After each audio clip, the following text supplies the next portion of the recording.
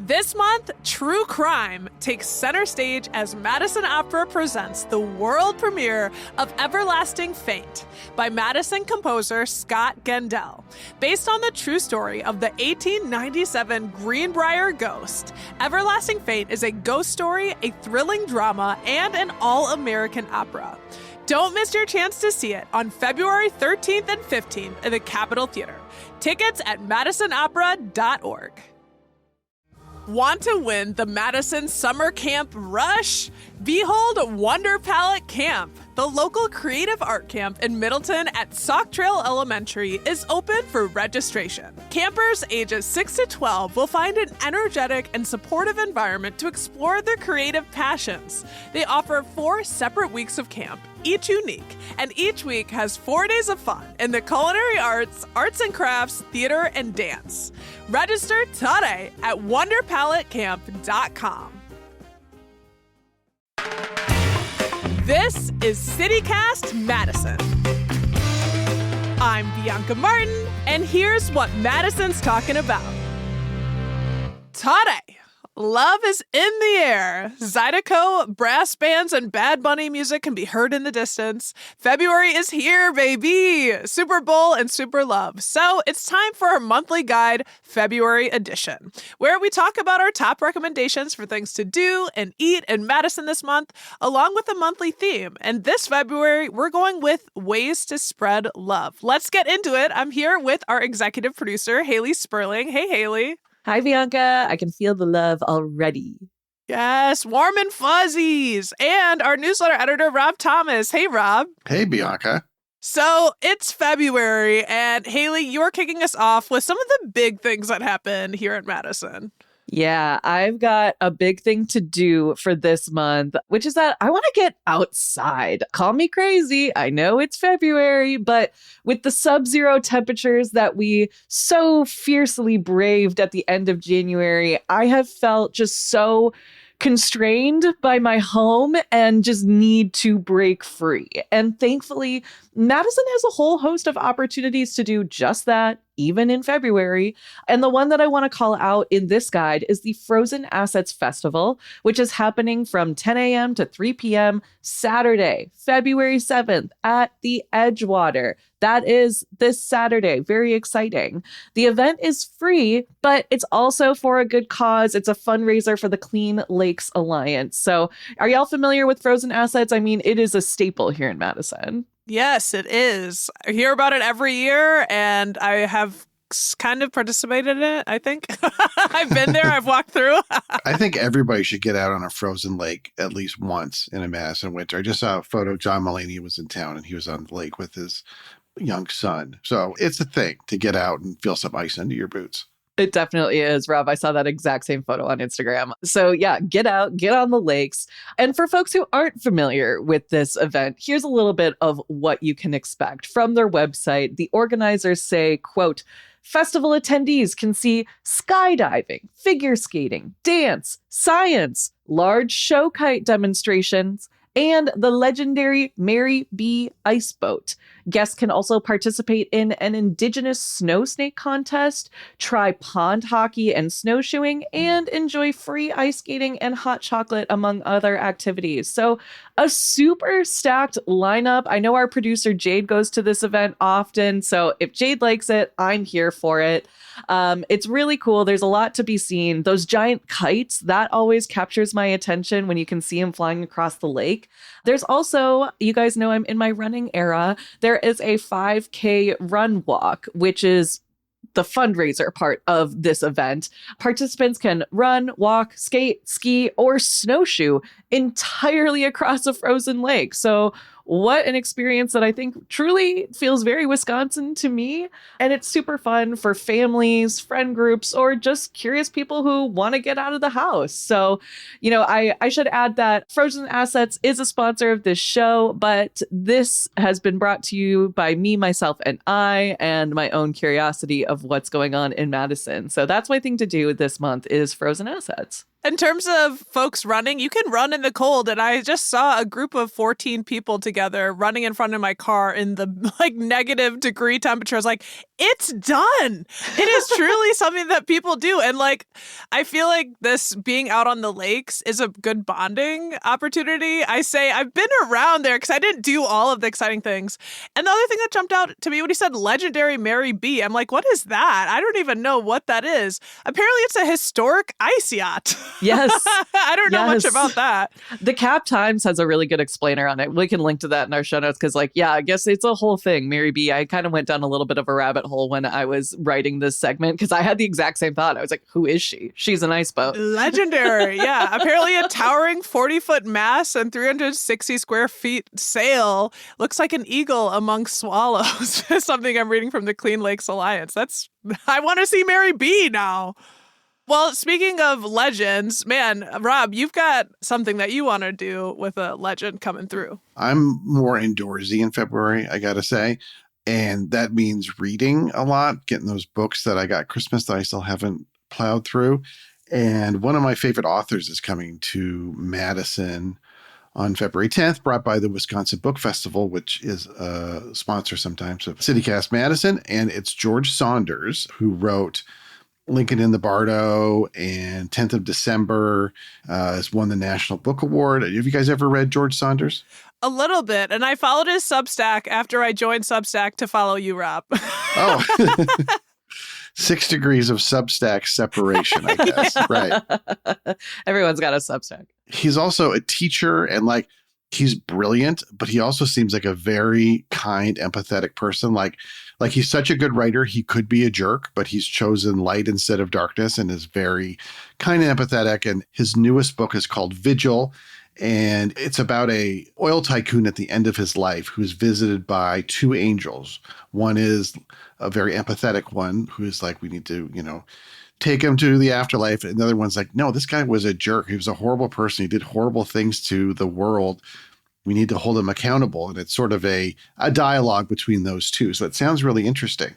So he's going to be at the Orpheum Theater, the big room, on February 10th, talking about the book. And everybody who goes, it's a free event, and everybody who goes gets a free signed copy of the book. Wow. So yeah, it's really cool. So if you look for something to read and to see a great writer, you can't beat it. The fact that he's at the Orpheum kind of says it all. Right. That's exactly. a huge venue. Yeah. And I bet it'll fill up too. Well, that moral dilemma sounds absolutely fascinating to me. So that's a really good bring for February. For my to-do, I recently pledged to see more live music this year. The whole New Year's reflection moment, I asked myself, what genuinely brings me joy to be alive? And I do think experiencing music among a crowd, in presence, singing and dancing is really up there. And I don't feel like I went to that many concerts last year. And so February, of course, is the month of Mardi Gras, Fat Tuesday, and celebrations of Nolans, culture. It's one of my favorites. And on my dad's side, we also have family ancestry from New Orleans. My dad was always talking about how we're Creole. And New Orleans and I, when I went, it just clicked. So in Madison this Thursday, February 5th, over at the Burr Oak, there's a proper Louisiana Zydeco act, Nathan and the Zydeco Cha-Chas. They've toured for over 3 decades and internationally. The lead, Nathan Williams, was recognized by the New York Times once as a key force to revitalizing Zydeco.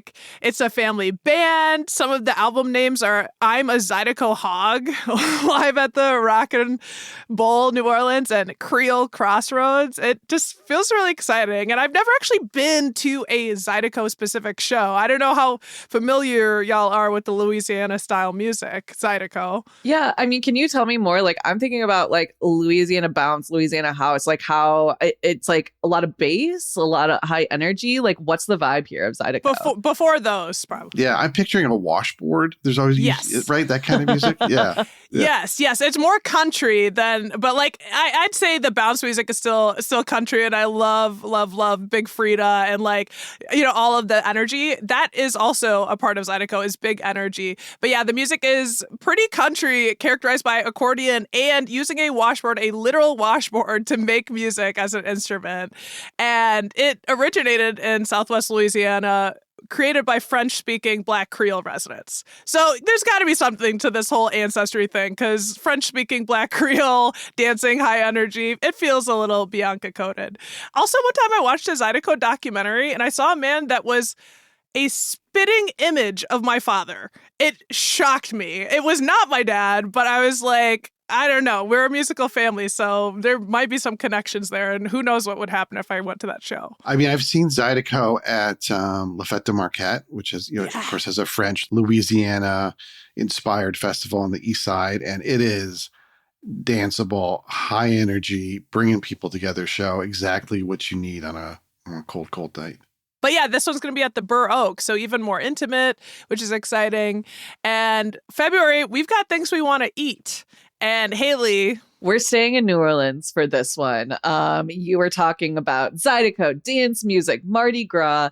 Get your beads ready because Mardi Gras is happening Tuesday, February 17th. And I don't know about you guys, but I am so hungry for a taste of New Orleans. Like Bianca, just like you, I love New Orleans. I've got no family connection there, but I've been to the state plenty of times. I've enjoyed the cuisine plenty of times. And sadly, our beloved New Orleans takeout closed years ago, and Rue Board, the Cajun restaurant over on Madison's East Side, closed last year. So I'm hurting for some Cajun food. There are still a few places around town, though, that can scratch this itch. Notably, north of the Bayou Brewery, which is located right off of Cottage Grove Road over on the east side of town, and then Louisiana's over on Hubbard Avenue in Middleton. Have you guys been to either of these spots? I've been to north of the Bayou for like a friend's volleyball game, and it was super duper cute. I didn't eat any of the food, though, so like I can't really speak to it. Yeah, I just went to North of the Bayou Brewery last week. And that was my first time. And I've been driving by that building. First of all, the building is iconic. It's pink. It looks like a castle. It's huge. Oh, that place. Yes, yeah. Of course. I haven't been there, but I've definitely, you can't miss it, right? Yeah, it kind of feels like a magical spot. And I've heard that there's dancing there every single week. And they have on Wednesdays half off oysters. Ooh. And they're great. So that's what we had. We got a ton of oysters. I would definitely recommend going for the oysters and mostly the vibes. There's New Orleans photos everywhere. They just redid some of their decorations. They have a room that is a literal swamp style, and they have little stars on the ceiling. It's got a lot of great New Orleans art. I love that. So personally, yeah, like I said, I love New Orleans cuisine. I've been down there plenty of times. And so, we've mentioned a couple of places to spend your money locally, but if your budget, like mine, is looking a little tighter next month, I highly recommend trying it yourself. I have been making gumbos and etouffees at home for years now because these are meals that you can really stretch as far as you need them to. And they're really not that hard to make, I promise. It just takes time and patience. And the theme of this show, it takes a lot of love. Making a roux that gets into that deep brown color that you're looking for to bring out that flavor of the dish. It's going to take time, and it is an art, but you can master it on your own. Truly, don't be afraid. A lot of these dishes are made with ingredients that you probably already have at home, right? The Holy Trinity, aka onions, green peppers, and celery, are probably in your kitchen right now. So this month, I'm looking up some recipes, putting my chef's hat on, and cranking up that bounce music, maybe adding some Zydeco in there now, and getting into it. I'm going to have Big Frida in my living room, and we're going to be making some gumbo. I saw Big Frida open for Tank and the Bangas when I went to New Orleans, which I've only been once, and during Mardi Gras. And I think it would be so fun for all of us to go. We would be ridiculous and have the best time.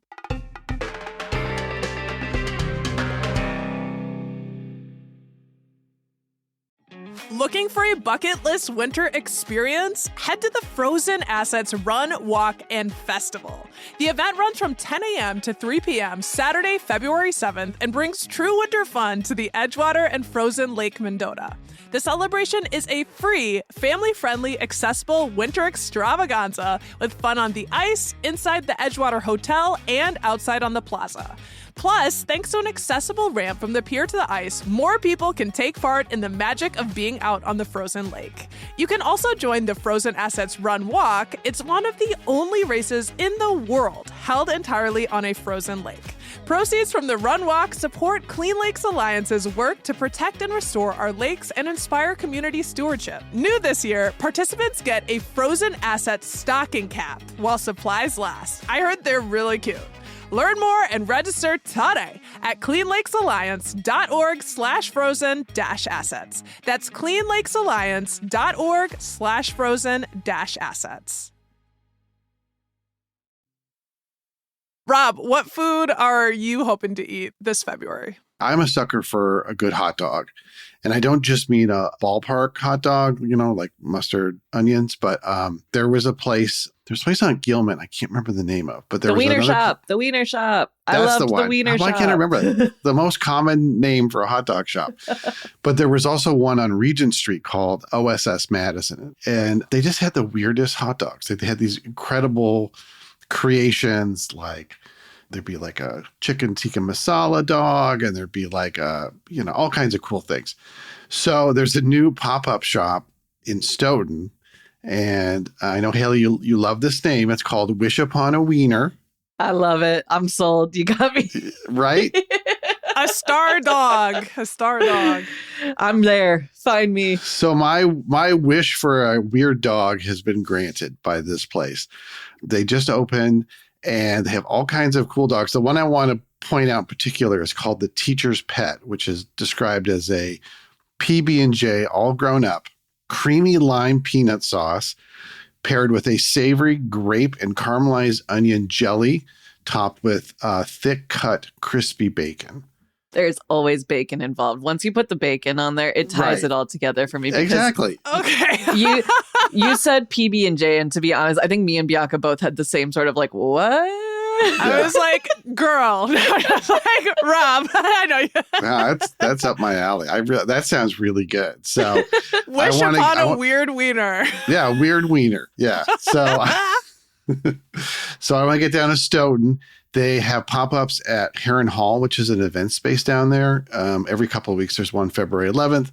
There's another one February 25th, and they're also going to do special dinners. So I'm all on board for the weird wiener. I've been spending a lot more time in Stoughton, and the Viking vibe, I'm very there for that. I'm very there for Stoughton, and also had great Indian food in Stoughton. So, but back to the Vikings, because I'm going to make that my transition into the thing I want to eat, which is in the spirit of the cheesehead. February is Super Bowl month. Ooh. This Sunday. Yeah, obviously February 8th at 5:30 p.m. is the Super Bowl. And no, the Minnesota Vikings obviously did not make it into the Super Bowl. Neither did the Packers nor the Bears. That is a little sad. But, of course, a lot of people are still going to watch, including me. For reference, the game is between the Seattle Seahawks and New England Patriots. I love a hawk. I digress. But according to the National Retail Federation, the Super Bowl is expected to draw over $18 billion in spending, which is just insane. So it's going to be quite the show, even if you're just tuning in for the Bad Bunny at halftime, right? Are y'all going to watch? How do you feel about the Super Bowl? I am very here for the halftime show. Love Bad Bunny. I love also, being a former marketing student. I love watching the ads. I just remember being so influenced by a Doritos ad back in the day watching the Super Bowl. I saw one and then immediately was like, you know what I really want? Doritos. They got you. They got me. They got me bad. How did they do that? How did they do that? Rob, you're our sports guy. You're our only guy. Yay, the Patriots are in another Super Bowl. That's so exciting to see them there once again. Yeah, I'll watch. I mean, the Seahawks knocked my Broncos out of the AFC Championship game, which was a bummer. That was a crazy game. I know it was. Yeah, snow covered. But I'll watch, I think. Okay, good. Well, we could all talk about it, but yeah, we'll do our sports chat. I realized I should get back to my eat, which is I'm thinking I might make chili for the Super Bowl, which is Sounds right. Sounds right. Groundbreaking. Yeah. Sounds right. Because it'll be good. And two, I was invited to a baby shower next month that is a chili cook-off theme. What? And I'll be honest, I'm intimidated. I am not ready because somehow I'm in the season of baby showers, and I attended a baby shower / Packers football game watch party after the shower in December. And there was a dad-made chili there that had steak in it, and it was so next level that it made me question my entire ability to cook food. And I think I'm actually decent. And it was so good. It knocked my socks off. So I don't know about y'all. Do you guys like cooking chili? Do you have any secrets, any tips? I am truly just stuck on chili cook-off themed baby shower. I'm obsessed with whoever this is. So many Packer fans in my friend group. Yeah, did they work the gender reveal into the chili? Like if you stirred in, there'd be like a pink There's a little bean baby. or a blue bean or yeah. Like New Orleans Yeah. king cake. It's like a king cake, but exactly. the With baby's chili. in the chili. Yeah. I'll recommend they do that. Honestly, like these are all friends that are having these baby showers. So I think they just love Packers so much. And also the mother to be, Liz, used to be like a lead pastry chef here in Madison. So they're back and they're doing a food themed thing. I'm not ready. And you guys, do you have any tips? I feel like it's chili cook-off season. So that's part of why I'm asking. It definitely is. My thing is that like I think this might be a controversial statement. I like a lot of vegetarian chili. Something about ground beef, don't love it for me. Anyone else? Sure. But I make chili with like the fake meat like crumbles, and I think it tastes great. Honestly, it's really all about the seasonings at the end of the day and the toppings. You can disguise a very mid chili with some real nice, like sub out some sour cream for like creme fraiche and get some cool cheeses in there and like some chives or scallions. Like I'm trying to think, like if you're not the chili person, wow them with the toppings. The accoutrement. Yes. Yeah, crumble up some corn chips. That's usually a nice, add a little texture to that, a little crunch. Yeah, similarly, like in our house, my wife makes an incredible white chicken chili, which is kind of the default for our household now instead of beef chili. So you don't need to lock yourself into the traditional, ground beef and beans. Get creative. Yeah. And our producer Jade said that tomato paste is her secret ingredient. She said it adds umami and subtle sweetness. So, all right. Good luck to all y'all chili cook-off people. I may be one of them. I told her I have to get back to you if I'm going to compete.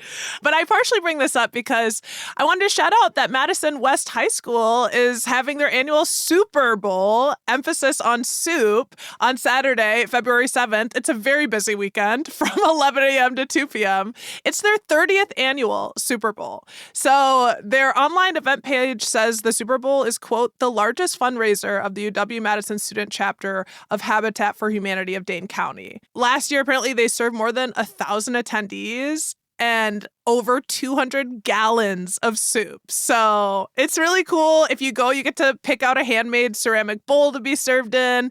And also there's celebrity soup servers, live music, and the UW marching band, plus Bucky Badger. Like, it's a lot of good things. I was a celebrity soup server one year, and they do make you work. There is a big line of hungry people, and you got to keep it moving. So we have a celebrity amongst us. We already knew that. At least within the soup server subculture. I'm considered a celebrity. Yeah.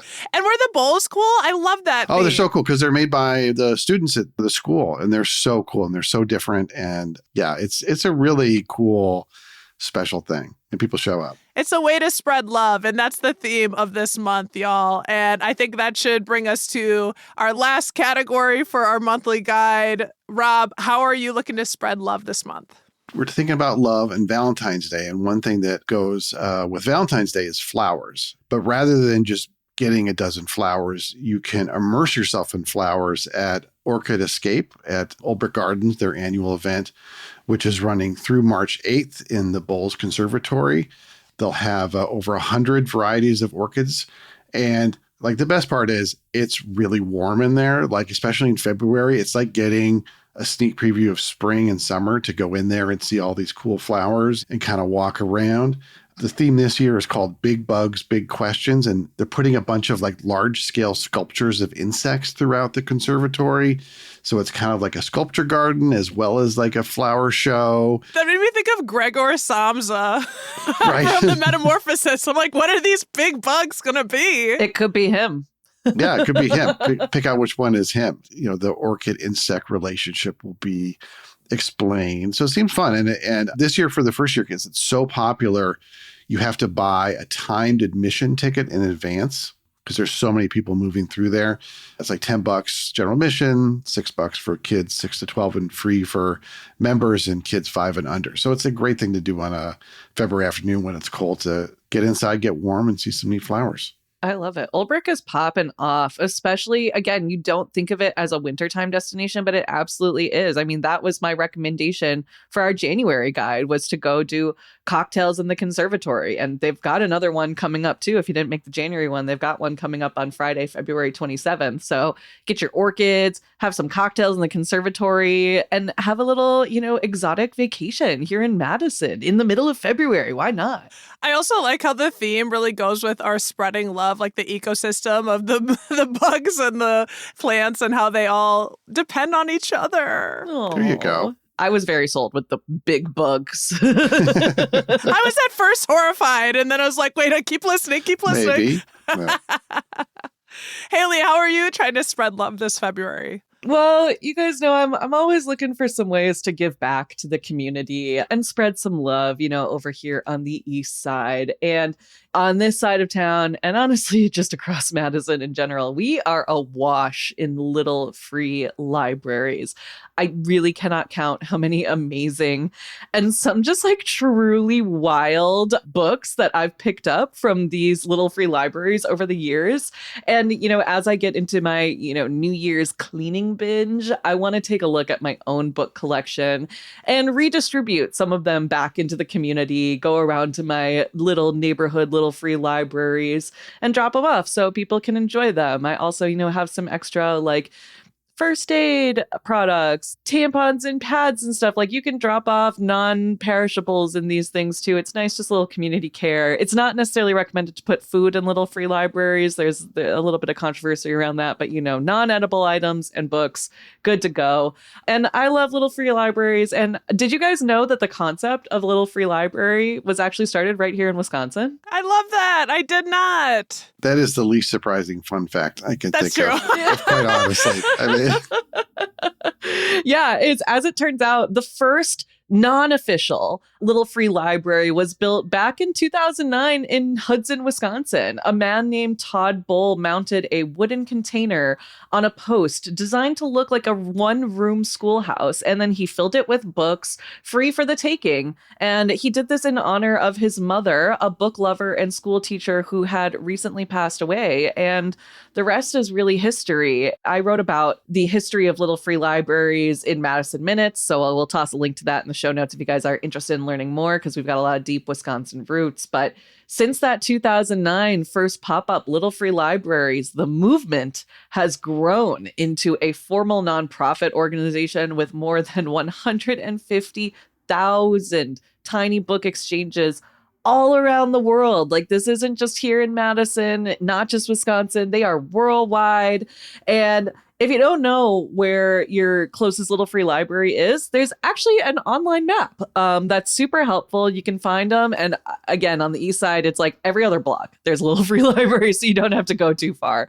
So that's my way of spreading some love this month. They definitely are everywhere now. Like, I love that it spread. I love that it started in Madison. When I was working out in DC, the station got in a wood log slice that had little free library, like wood carved or burned into it. And I had it on my desk for 4 years. So that makes me really happy to know that that was like a little slice of Wisconsin that whole time.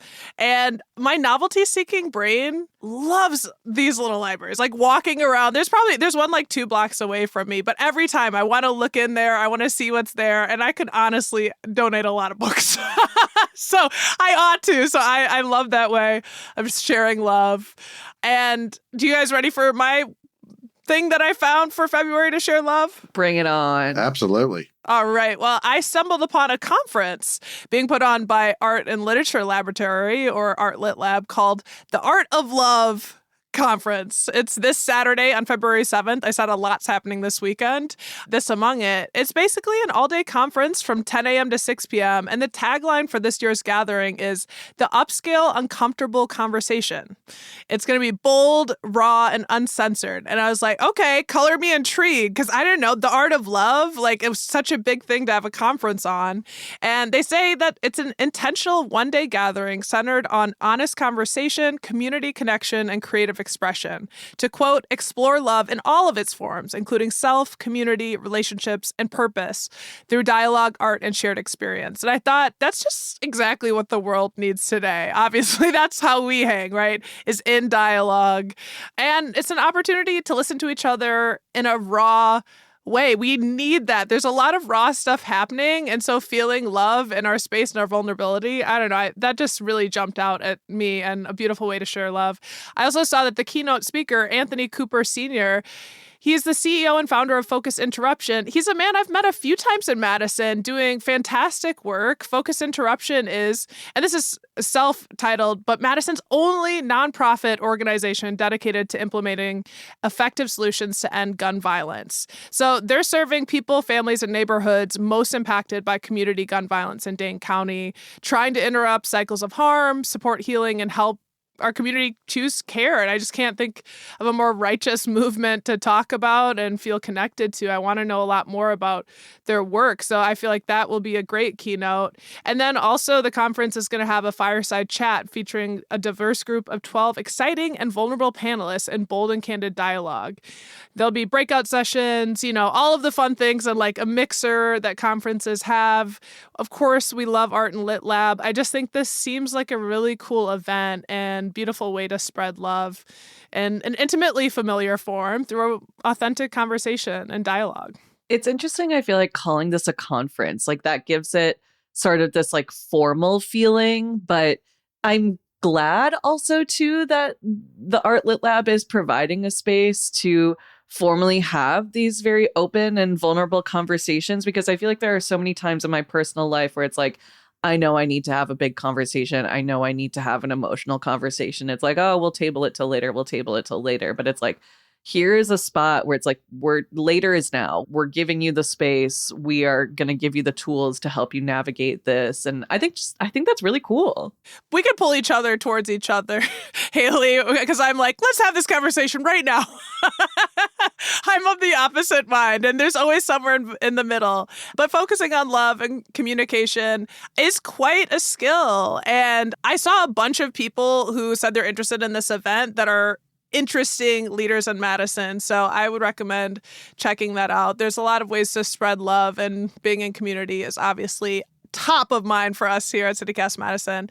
And hey, if you want to share the love with us here at CityCast Madison, take a second to rate and review us wherever you listen to your podcasts. It's a huge boon to our morale, and it helps new people find us. So do it today. All right, we've got a great February ahead of us, y'all. I appreciate you so much. Thanks for rounding up the February to-dos and eats and ways to spread love. Thanks, Bianca. This was so much fun. I'm so full of love. Yeah, it's a short month, so let's make the most of it.